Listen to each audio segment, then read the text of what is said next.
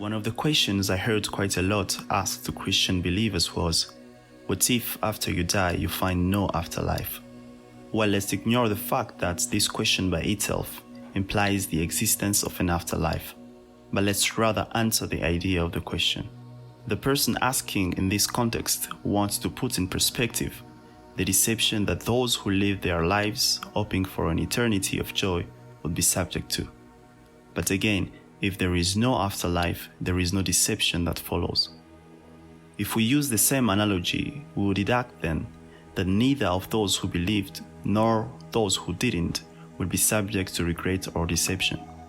The non-believers would have lived their lives following and enjoying the desires of their hearts, and the believers would have lived their lives following the teachings of the Bible, and none of them would be subject to pain in the afterlife.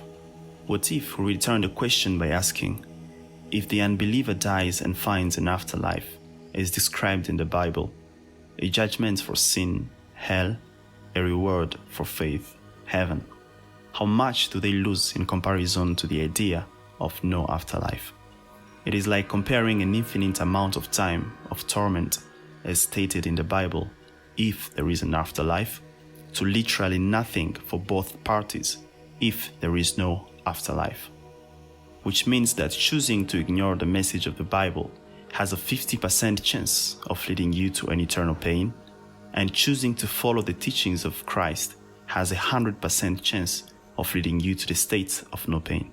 Which means that you are more secured by following and believing in the message of the Bible than you are in ignoring its content. But what is the message of the Bible? It is that man has rejected God, choosing his own ways by rebelling against his Creator. But the mercy of God has been revealed in Jesus Christ to give life to whoever repents and believes. For whoever believes in the Son has eternal life, but whoever rejects the Son will not see life, for God's wrath remains on them. So choose wisely.